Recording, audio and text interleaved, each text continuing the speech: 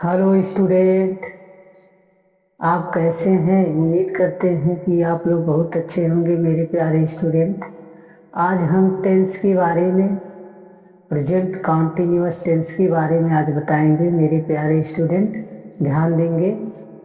दिया है present continuous tense, पहचान के लक्षण। पहचान के लक्षण में किस तरह लिखा जाता है? जिस हिंदी वाक्य के अंत में रहा है, ठीक है ना, रहा है, रही है, रहे हैं, आते हैं, आते हैं, उसे प्रेजेंट कॉन्टिन्यूअस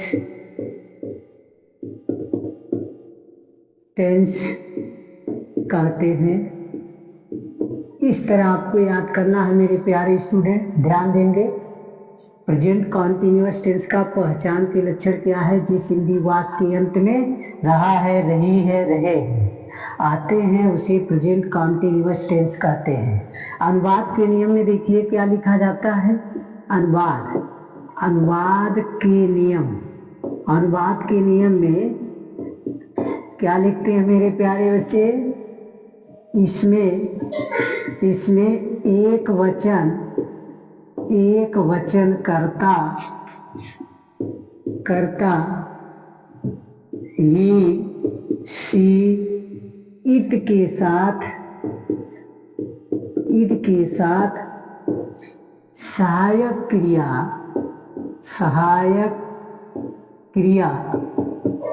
क्रिया इज का प्रयोग करते हैं तथा बहुवचन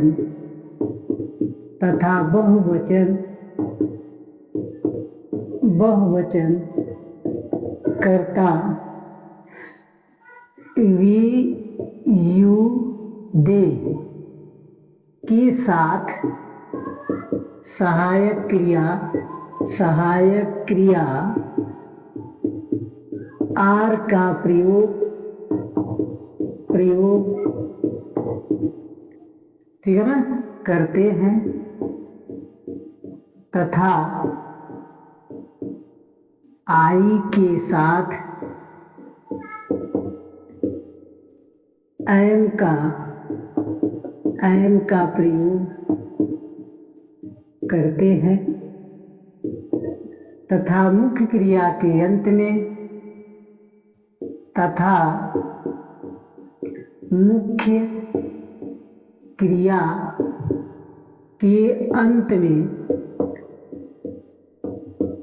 ING का प्रयोग करते हैं, ठीक है ना।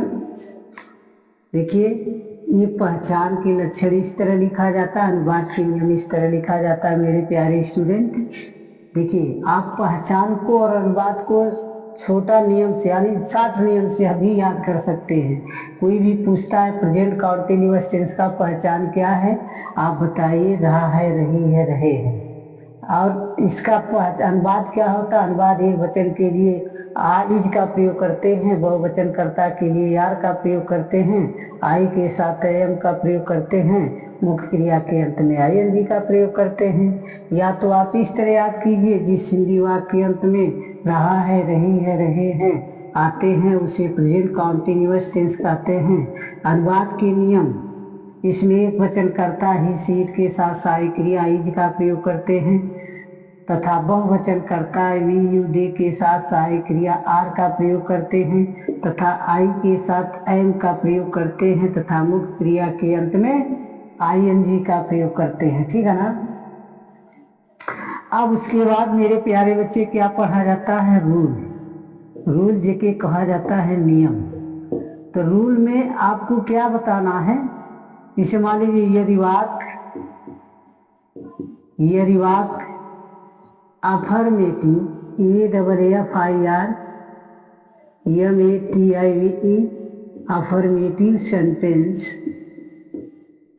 का है तो, ठीक है ना, इस तरह लिखेंगे। उसके बाद इसका सूत्र क्या होता है, सबसे पहले सब्जेक्ट लिखते हैं, SUBJECT।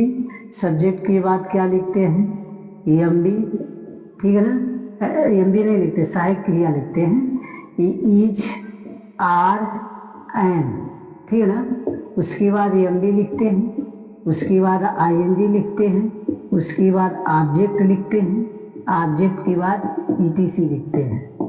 यानी अफर्मेटिव सेंटेंस का एक यानी ट्रांसलेशन बनाने का नियम, सबसे पहले सब्जेक्ट को हिंदी में कहते हैं कर्ता, इज, आर, एन सहायक क्रिया है जेके हेल्पिंग वर्ब कहा जाला, MB को मेन वर्ब कहा जाता है, मेन वर्ब के साथ ING जुड़ा है, ऑब्जेक्ट को कर्म कहते हैं, ETC का मतलब आदि या इत्यादि। जैसे मान लीजिए कोई एग्जाम्पल ले लीजिए, EXAMPL एग्जाम्पल में मान लीजिए वह आम